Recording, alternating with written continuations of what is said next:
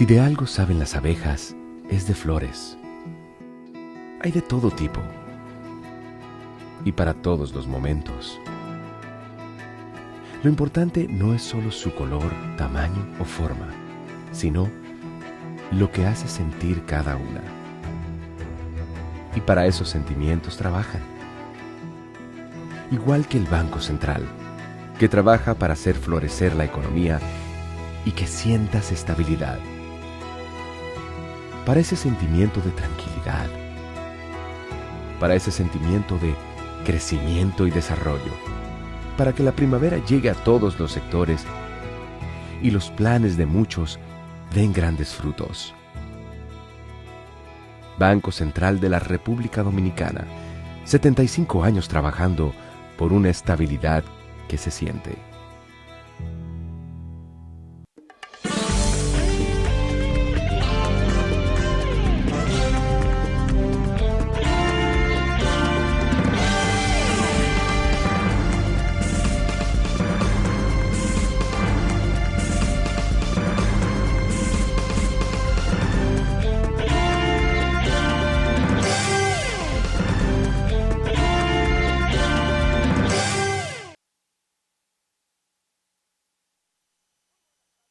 Televidentes, bienvenido a su cita diaria, crepuscular y nocturna en Teleimpacto, que es al final de la tarde despidiendo el sol o comenzando la noche. Ponga su caridad en buenas manos. Apoye el Patronato de Lucha contra el Cáncer de Villa González Incorporado, toda una institución de apoyo al prójimo más carenciado.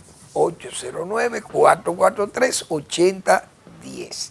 También el Hogar Escuela Santo Domingo Sabio, otro espacio para usted poner su caridad en las manos de los salesianos de la Iglesia Católica que regentan esta institución para formar jóvenes en alto riesgo.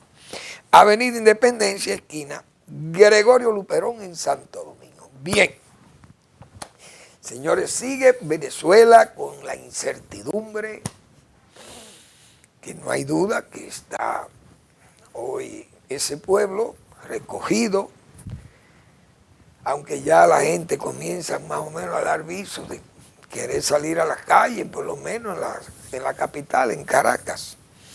Pero está la incertidumbre. ¿Qué va a pasar? Todo el mundo se pregunta eso.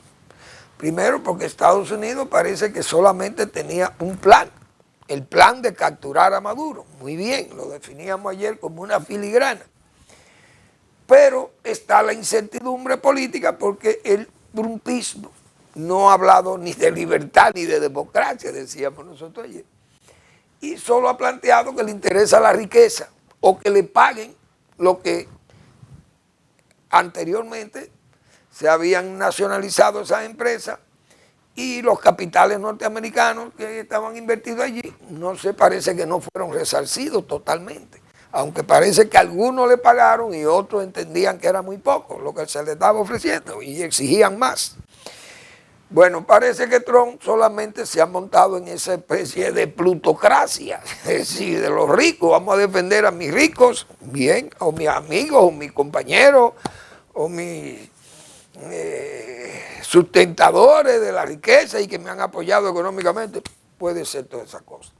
Pero hay un pueblo ahí que se llama Venezuela. Ese pueblo votó, decíamos nosotros ayer. Entonces, hay que pensar en esa, diríamos, esa situación que hay en Venezuela hoy de incertidumbre. También está en juego ahora, o se quiere poner en juego, y es la crítica severa que hay incluso dentro de los Estados Unidos, los adversarios de Trump, el Partido Demócrata, algunos senadores. Pues yo leí esos tweets del señor Bernie Sanders y eso habla como si Venezuela era o sea, Maduro era como yo siempre acostumbro decir, un arcángel, una especie de escuela arcangélica o una escuela seráfica, la de Venezuela, que allí lo que había era un hombre bueno, civil, educado, respetuoso de los derechos humanos, allí no hay preso político, allí hay un régimen que respeta los derechos y los deberes y que le ganó limpiamente a la oposición y que por tanto eso es un abuso ir a buscarlo así.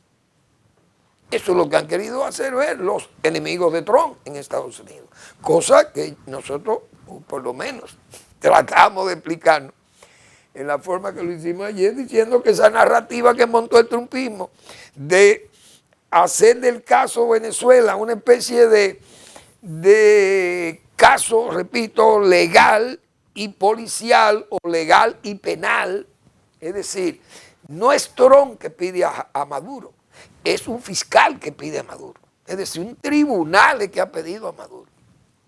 Entonces Estados Unidos ahí tiene ejemplaridad. Es decir, Estados Unidos se lleva el reo y le abre un juicio, pero un juicio limpio, legal, un juicio justo. Mire, usted va a enfrentar, estos son los cargos. Ahora, en China y en Rusia, o en Irán, o en Cuba, y en la misma Venezuela del Madurato, y del actual, ahora del Desidato, de la DELSI, ahí no hay garantía de juicio. Ahí no hay abogado que salga usted a defenderlo, ni juez que lo juzgue con un equilibrio de balanza, como se dice. Ahí no hay respeto a los derechos humanos, pero en Estados Unidos sí le van a hacer su juicio. Ahora los cargos lo va a evaluar el juez. Y nosotros hablamos ayer de esos testigos que Estados Unidos presentará, como el caso del Pollo Carvajal, que señalábamos nosotros. Pero ahí hubo muchos presos importantes. Ahí estuvo Carlos Lede. Ahí hay unos capos venezolanos y capos de Colombia y capos de México que están todos detenidos en Estados Unidos. Esa gente habla.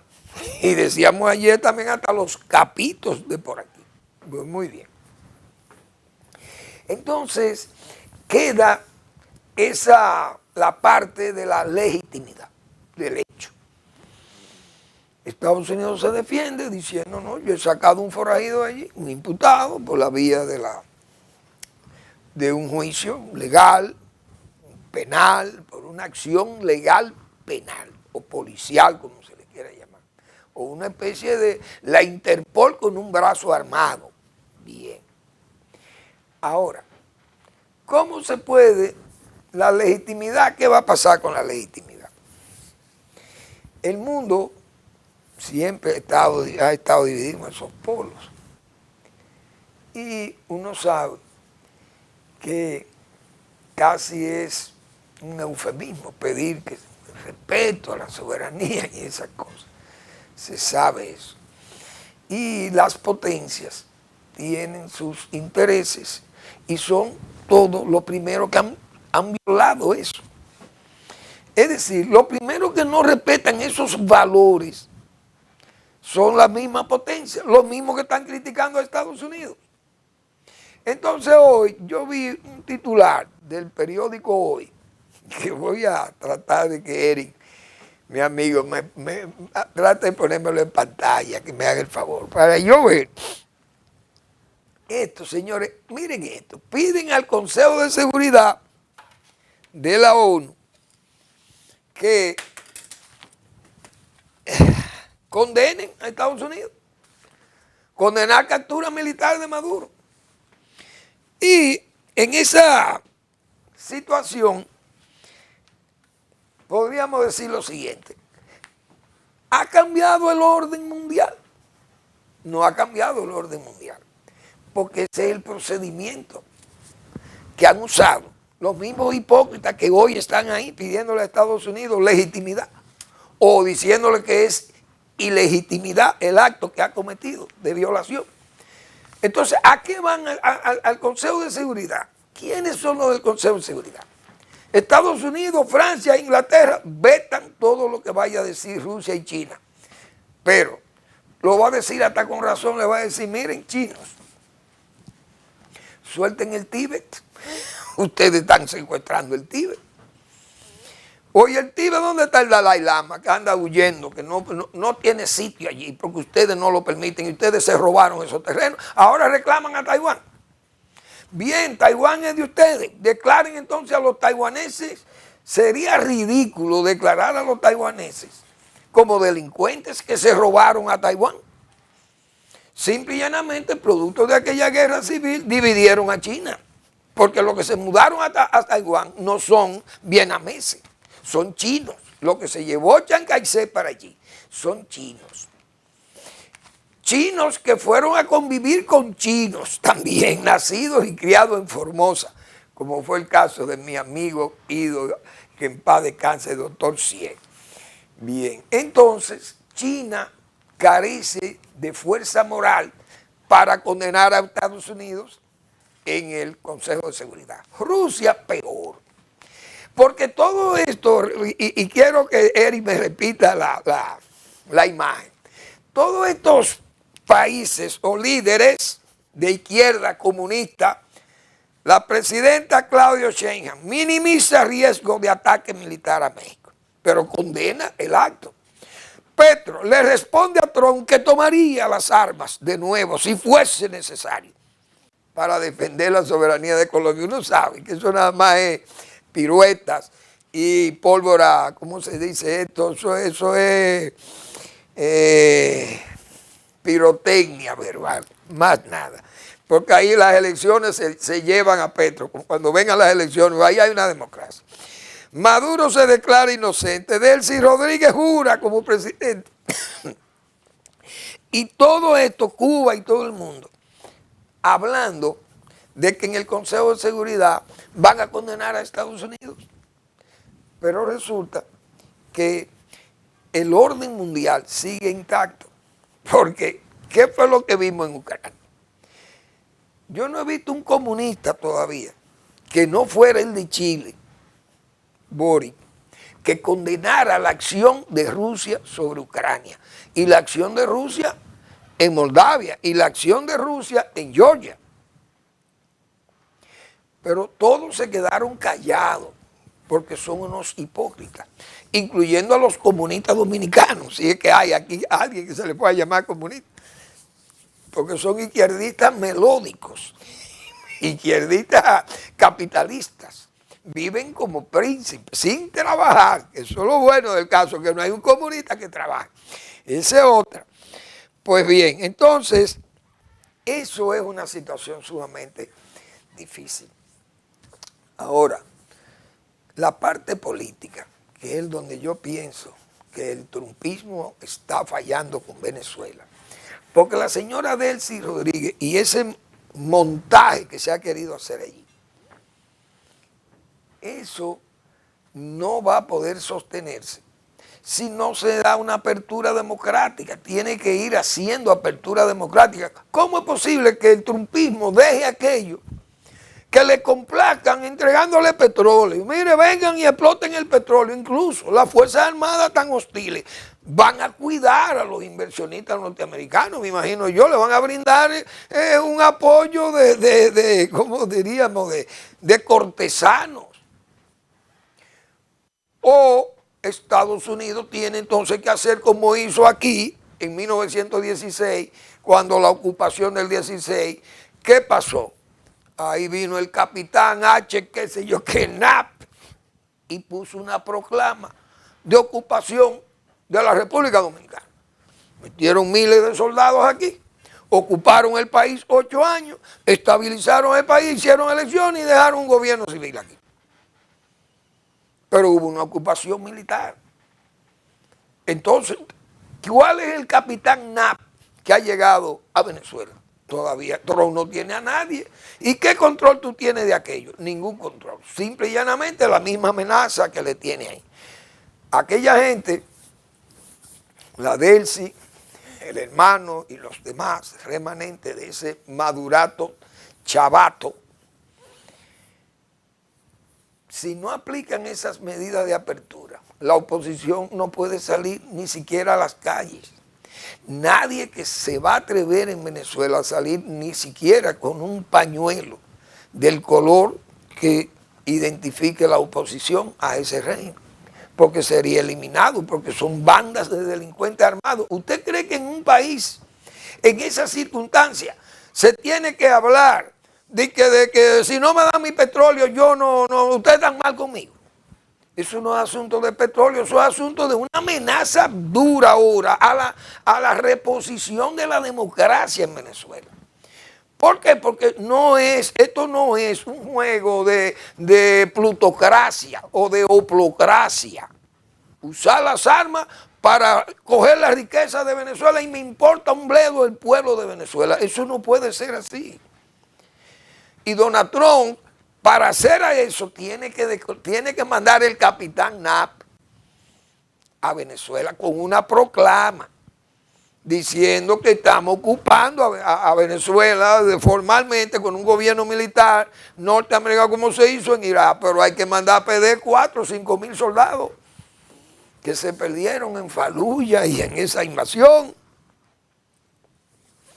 Entonces, María Corina, que sabe que Trump es megalómano, que está resentido porque no le dieron ese título de Premio Nobel de la Paz, prácticamente también es desconcertante ver que ella tenga que hacer eso, pero realmente casi invocando, mira, vamos a compartir el Premio Nobel, porque una cosa, como si fuera con un juguete, con un niño que se está tratando, porque Donald Trump no puede hablar de Premio Nobel de la Paz y que en medio de toda esta cosa, y además autoelogiándose por pacificar zonas que no es verdad que la ha pacificado, porque Pakistán e India fueron a una guerra breve, eso pasó. Ellos mismos negaron la participación de Trump. Tailandia igual con Camboya. Camboya, ahí hubo una guerra breve de frontera, siempre tienen muchísimos problemas esos países, y eso quedó sellado y está en un estado de, diríamos, de paz frágil. Pero ellos dicen, el primer ministro de Tailandia, Trump no ha hablado conmigo de nada de esto. La guerra de Congo y Ruanda, esos son eternos. Esas guerras fronterizas en África, que no son guerras ni por frontera, ni guerras ideológicas, son guerras por los minerales, el control de las minas y esas cosas que son vitales para muchísimos países de Occidente y para las potencias. Entonces, la guerra de Ucrania y Rusia cada día más intensa. ¿Cuál es la paz? Más con este tipo de paz romana que también ha llevado efectos. Se le hace difícil a Donald Trump entonces considerarse un hombre de la paz, porque está actuando también con la fuerza. Bueno, yo creo que la parte política de Venezuela, si no se hace un esfuerzo por abrir un espacio democrático allí, no se ha logrado nada, o no se va a lograr nada. Claro, ¿quién ha salido muy perjudicado de esa situación? Cuba, el castrato, que es una verdadera vergüenza.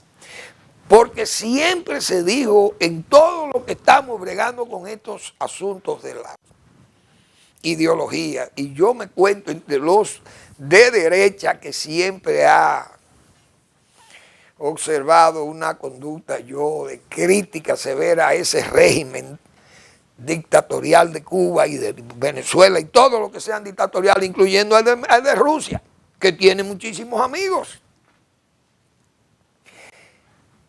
Y ese asunto del castrato es una vergüenza, porque siempre negaban lo que decíamos todos los que somos anticastristas, y yo me cuento ahí, que Cuba estaba patrocinándole la seguridad a Chávez y a Maduro.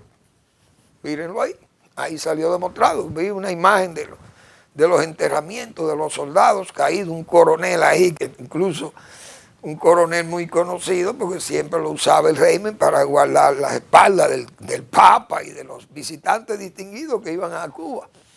Miren los entierros, parece, de los cubanos caídos en Venezuela.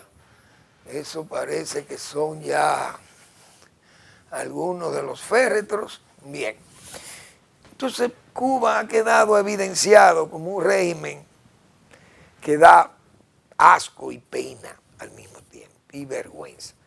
Ahí están desenmascarados, nadie sabe la cantidad de muertos que hubo allí, quedaron desacreditados, pues esa fuerza delta de Estados Unidos le demostró que están súper preparados, y ha sido ejemplar lo rápido con que se tomaron esas medidas, e incluso vamos a decir lo rápido con que mataron tanta gente, porque imagínense ustedes, si de los cubanos admiten que hay 32, los que faltan ahí, eso es una rumba, como se dice, de muertos, una loma de muertos, lo que ha habido allí, provocado por estos soldados norteamericanos o super soldados norteamericanos. Ahora, ¿por qué la conducta política de Trump con respecto a Venezuela y no hablar de libertad ni de democracia? Fíjense lo que ha sido la política, digo yo, dinamitera y de estampida que ha fomentado el señor Donald Trump, y de no hacer caso al multilateralismo dinamitero de él. Toda Europa, toda el Asia oriental, Indo-Pacífica, no ha dicho esta boca es mía apoyando a Estados Unidos. Ni Australia, ni Japón, ni Corea del Sur, no sale Filipinas, no sale Malasia, ni Singapur, no sale Canadá, no sale nada de esa Europa. Ha salido a defender al señor Donald Trump.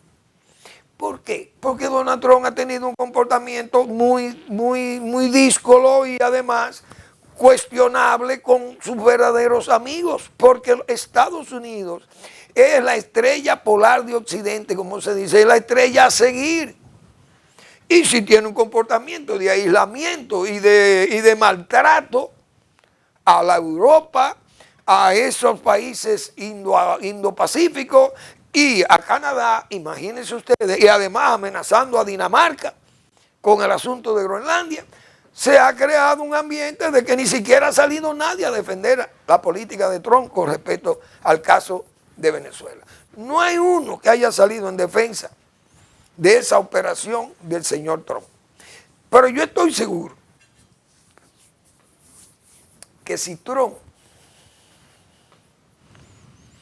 envuelve esa acción bélico-policial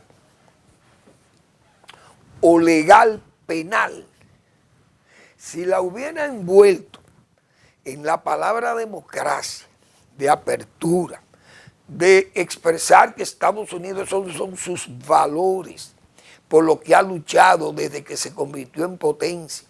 Estados Unidos ha salido a vender esos valores universales, la estabilidad de esos valores, de rogar, y no rogar, sino de siempre abogar por la democracia, por la apertura democrática. Y de hecho, Estados Unidos siempre ha sido un país, por lo menos, lo he dicho yo aquí, después de la Guerra Fría, ha mantenido su política de respeto a la democracia. Y si el régimen de Petro está ahí hoy envalentonado, Petro, y diciendo todo lo que sea, es porque es producto de una elección popular. Entonces, Trump o ningún dirigente norteamericano puede ir a quitar un presidente que está elegido legalmente por su pueblo. Entonces, ¿qué era cómodo para Trump? Alegar ese robo a las elecciones de Venezuela, esa dictadura, hay que desmontarla de allí y desmontar todo aquel aparato delincuencial y criminoso que es el chavismo o el madurismo, como hizo aquí.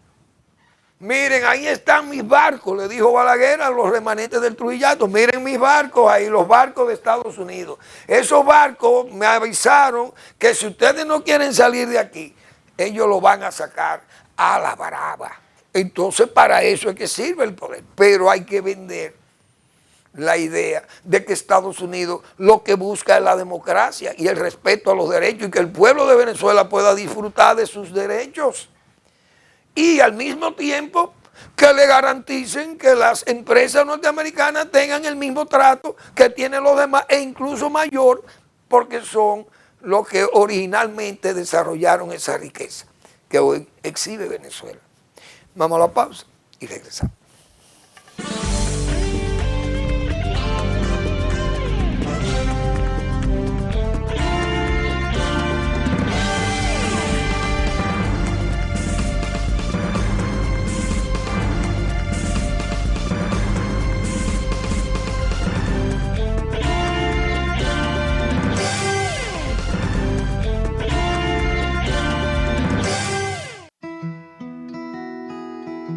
Si de algo saben las abejas, es de flores. Hay de todo tipo y para todos los momentos. Lo importante no es solo su color, tamaño o forma, sino lo que hace sentir cada una. Y para esos sentimientos trabajan. Igual que el Banco Central, que trabaja para hacer florecer la economía y que sientas estabilidad. Para ese sentimiento de tranquilidad, para ese sentimiento de crecimiento y desarrollo, para que la primavera llegue a todos los sectores y los planes de muchos den grandes frutos. Banco Central de la República Dominicana, 75 años trabajando por una estabilidad que se siente.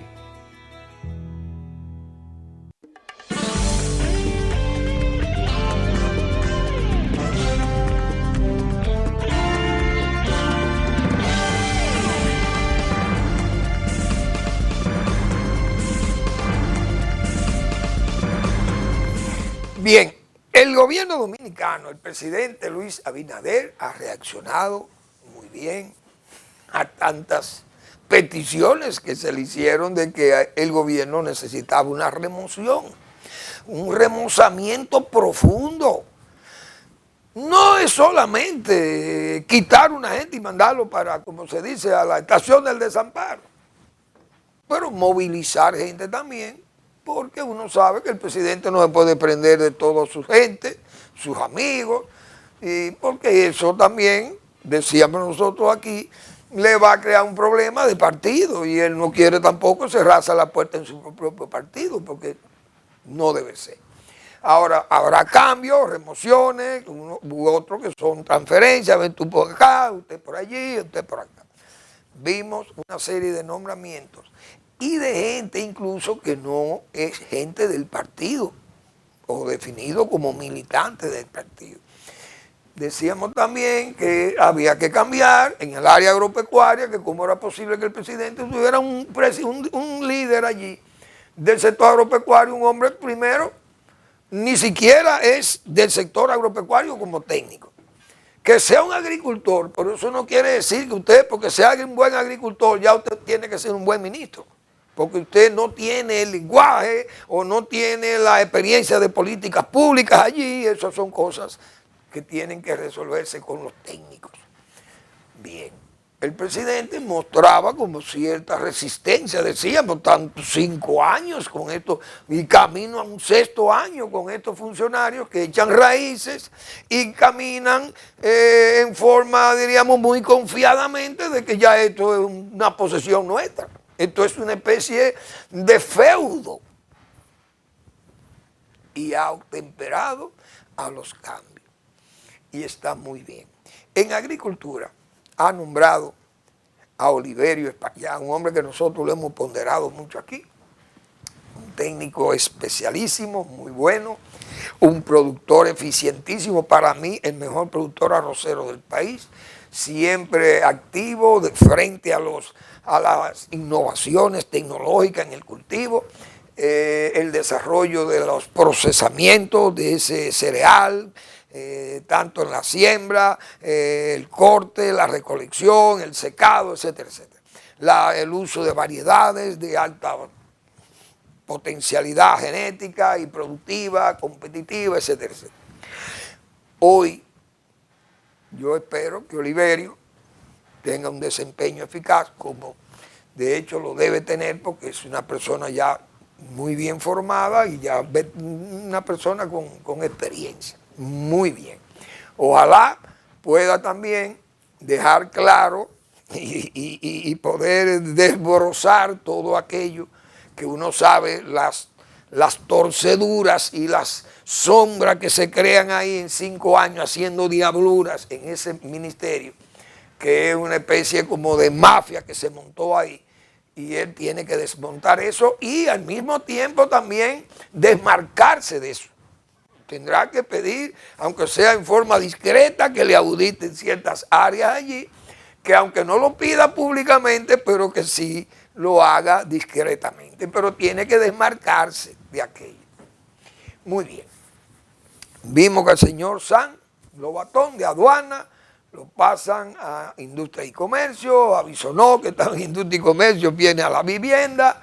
No sé por qué lo mandan a vivienda, me parece que eso no está bien, porque son una persona que no tiene ninguna especialidad en eso, y vivienda es construcciones, tengo yo entendido, eso no es para ir a vender arroz y habichuela allí, que era donde estaba este señor, y eso no encaja ahí. Me parece a mí como que eso no encaja ahí, porque eso hay personas para eso, que son ingenieros, que son tal vez los ingenieros civiles, que son los que tienen que bregar con esas cosas.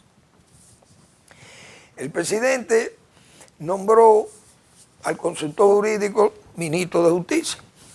Eso no sabemos qué es lo que eso va a hacer, qué presupuesto eso va a manejar, si estará por encima de quién, la Procuraduría General de la República, uno no sabe en qué nivel queda eso, de nivel de mando o de jerarquía, uno no sabe. Yo no conozco nada de eso porque esto es un ministerio nuevo y uno no sabe cuál es el alcance de eso. Pero eso está bien, porque el señor Peralta ya tiene la experiencia en el gobierno y no ha tenido ruido allí que no sean algunas cosas erráticas que se han cometido ahí, pero bien. El señor Subero Isa no es un miembro del partido. Me parece que es una buena selección del presidente, pero yo entendía que era mejor ese tipo de personalidades, que hay varias en el país. Decíamos nosotros, el presidente debería usarlo como consultores. Es decir, una suerte de consejo consultor de esos veteranos, que los hay aquí. Decía yo, un Rey Guevara, por ejemplo, don Hugo Giuliani Curi, ese propio, el señor Isa, que atendiendo de que una cosa de un estadio nuevo y Rey Guevara cuidando de una, qué sé yo, en una liga de fútbol y qué sé yo, gente que está subutilizada, digo yo. Ese consejo consultivo, ¿por qué? Porque el señor Isa, Subero Isa, como consultor jurídico, ya tiene que adaptarse a los silencios del poder, a todas esas exigencias del poder, y a encubrir, y a no hablar, y a limitarse, o a recibir, qué sé yo, presiones políticas o empresariales, qué sé yo, lo que pueda, ese cargo genera todas esas cosas. Tener que esconder verdades porque van a ruedas de prensa, le preguntan a un periodista y tienen que hablar con más cuidado. No es igual que un consultor. Me parecía a mí que el presidente sacaba más provecho de esta gente en ese sentido, pero bueno, la experiencia es importante para su cargo al cual ha sido designado. Está muy bien. En la Dirección de Impuestos Internos ha nombrado otra persona, que es un apellido Urrutia, no recuerdo el otro apellido, San Giovanni, Urrutia San Giovanni, no sé quién es esa persona, pero por los apellidos no lo he oído como un dirigente político importante de ese partido. Pero el presidente se desliga prácticamente de áreas vitales, Hacienda, toda el área Banco Central, Banco Centraliana, y hay una especie de ¿cómo diríamos?, de espacio no político, partidario. Gente muy bien valorada como técnicos, está muy bien en ese aspecto, pero vamos a ver hasta dónde el presidente esas cosas en su partido entenderá que ya están agotados los recursos humanos hábiles para ocupar posiciones de ese nivel. Entonces, eso crea tal vez cierta suspicacia entre los mismos líderes de su partido. Vamos a ver qué pasa. El señor Arroyo, que yo creo que no sale muy bien, como digo, muy bien valorado de donde estaba. Se armó allí, como se dice, todo una escandalera allí en el área del seguro del Reserva, del Banreserva, cuestionada su administración, y el hombre sale a dirigir aduanas. Ojalá tenga un comportamiento allí claro, definido. Pero esos cargos muchas veces terminan por los problemas políticos. Entonces, como en campaña se ofrecen cargos, cosa que no debe ser, porque lamentablemente, pienso yo, creo en la expresión del señor Henry Kissinger, de que los mejores hombres de la campaña no son los mejores hombres del gabinete, porque vienen con muchos compromisos. Vamos a ver cómo le va a las recaudaciones de aduana con este señor que, estando en Indotel, había 1 o 2 autobuses que venían de San Pedro de Macorís diariamente como empleado de Indotel. Algo increíble, que esta persona transfiriera prácticamente sus correligionarios, lo pasara acá, a una posición que, aunque nacional, el Indotel, pero con asiento en Santo Domingo. Bueno, eso han sido esos cambios, también en el área de lo social del gobierno. Ha habido unos movimientos ahí. La señora Yanilda Vázquez va en sustitución del señor Peñaguaba, que queda cesante hasta ahora, y la señora Reyes, Gloria Reyes, es designada en el Ministerio de la Mujer. Bueno, esas cosas vamos a ver cómo le va al gobierno con esos cambios, pero son necesarios.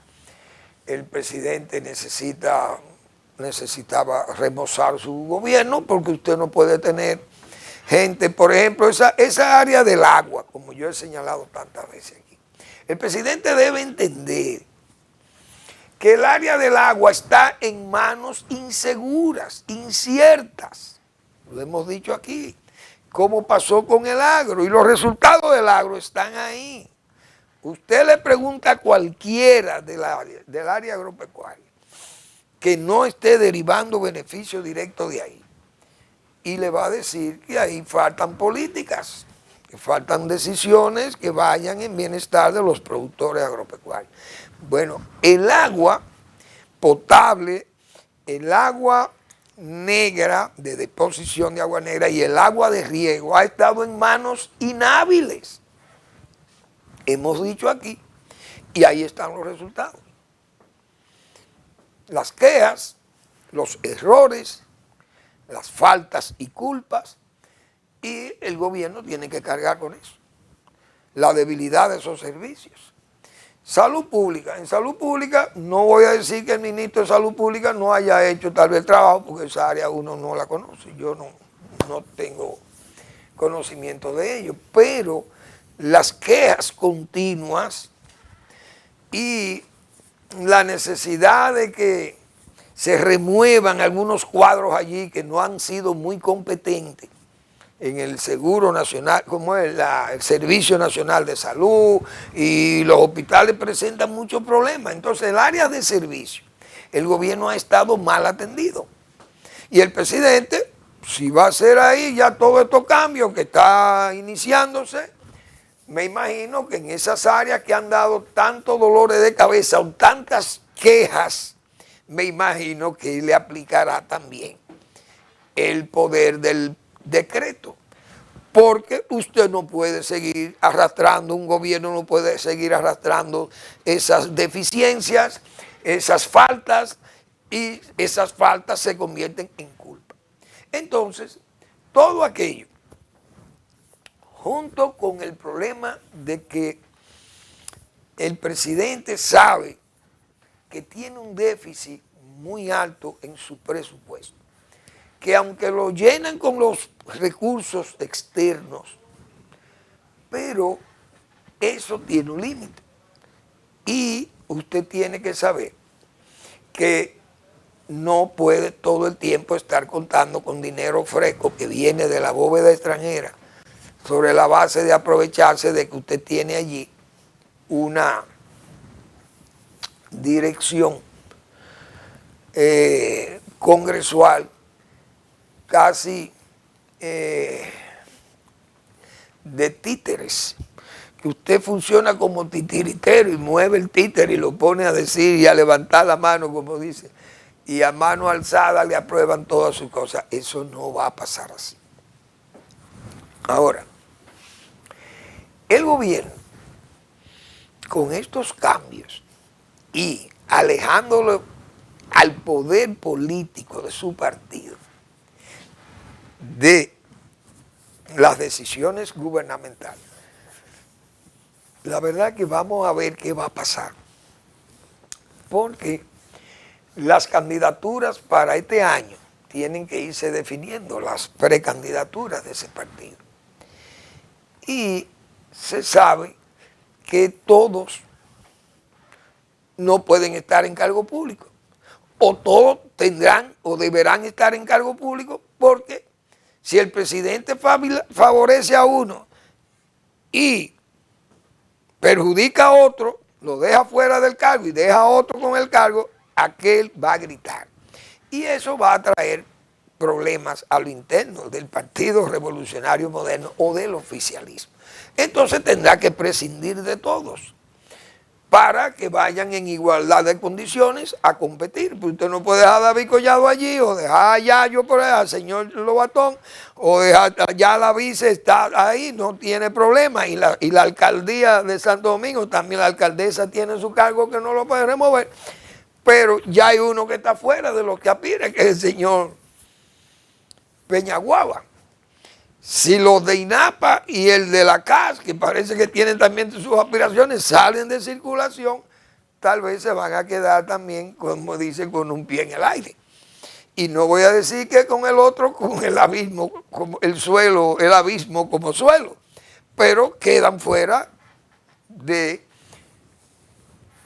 diríamos, de la condición de poder estar en un cargo público. Vamos a ver qué le va a pasar. Vamos a una breve pausa y regresamos.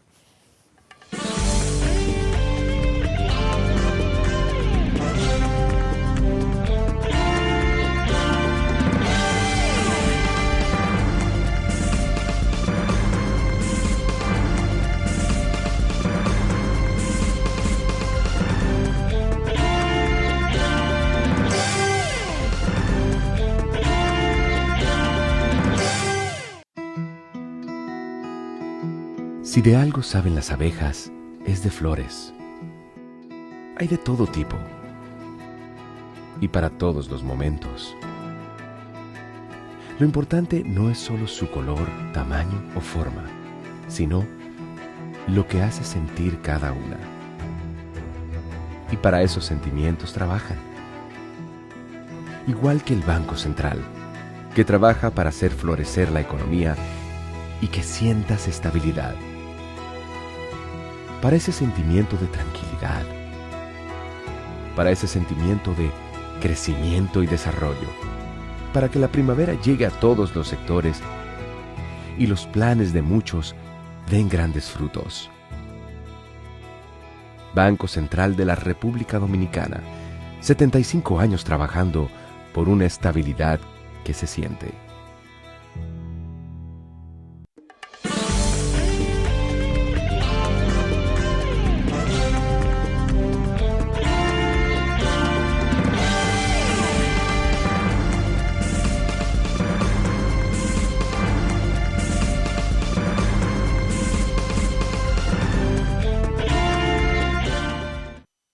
Se puede pensar entonces, resumiendo, que el presidente está organizando una suerte de alianza público-privada, porque el gobierno va a tener una gran participación del sector privado, principalmente el área económica, como hemos señalado. Es un área que no se ve gente de la parte política partidaria allí. También la parte eléctrica. En la parte eléctrica, el sector privado también, señor Marrancini, Celso Marrancini, que garantiza calidad, por lo menos, en que no hay allí temor en que la corrupción absorba ese sector eléctrico tan delicado y tan ampliamente favorable a cualquier corrupto. Uno sabe que Celso Marancini es un hombre honrado, que está al frente prácticamente de las EDES, que es donde está la distribución de la energía, donde se pierde mucho dinero, y ya hemos visto ahí que estamos hablando de 100 y pico de mil millones de pesos que tiene que aportar el gobierno al déficit. Pero la administración de esas EDES también es del sector privado, es decir, el partido prácticamente queda con muchos cargos que no lo puede desempeñar el Partido Revolucionario Moderno. El presidente juega un papel allí de asociación, diríamos, público-privada, pero hay que ver cómo esas cosas van a influir en ese partido, si habrá gente que se sentirá disgustado, si eso puede traer una situación incómoda en ese partido PRM, vamos a ver. Ese caso, por ejemplo, de agricultura. La parte política de ese cambio es que el PPHismo sufre una baja, un descenso, porque todo el mundo sabe que el señor Limber Cruz y toda esa estructura montada allí, incluso una estructura mafiosa que se montó ahí, que todos nosotros aquí nos pasamos 5 años denunciando. Todas las cosas que se hacían allí, vendiendo permisos y haciendo muchísimas cosas oscuras ahí en ese ministerio. Y aquellas compensaciones y no se sabía nada, y mítines por aquí, y dinero allí, dinero por aquí, gallera por allí, haciendo y deshaciendo. Pero ese es un brazo que uno sabe que era un brazo que de incondicionalidad jurada con Hipólito Mejía y su proyecto de llevar a su hija como candidata del PRM. Hay un fallo ahí, uno sabe que esa es una caída, porque yo no creo que Oliverio para allá, como está Oliverio de bien valorado, se va a prestar a servir en esa institución, a servir eso como una especie de valija o de vasija o de ¿cómo le llaman aquello? ¿Cómo le llamaban ay Dios mío, los bulos o las botijas? Va a ser una botija o un botín para la fortaleza de la candidatura de la hija de Hipólito Mejía. Ya no va a tener ese apoyo que había ahí. Perdió el apoyo de la ET, de la empresa de transmisión eléctrica, donde estaba Martín Robles, un hombre también de Hipólito Mejía. El metro, Rafael Santos también, yo me atrevo a incluirlo en el área que apoyaba a Hipólito Mejía, es decir, ha ido perdiendo. El PPHismo ha ido perdiendo áreas de influencia, pienso yo, dentro de ese partido. Y esas cosas uno no sabe cómo va a reaccionar esa área. Repito, todos estos intereses políticos que confluyen en el gobierno, hay que ver cómo el presidente Abinader va a salir bien, diríamos, bien librado de esta lucha, porque eso crea cierto malestar, piensa uno, cuando el poder o se reparte entre amigos o se opta por esta alianza que ha buscado el presidente de áreas vitales, tenerla en personas que no están en una afiliación o una adscripción al partido oficialista.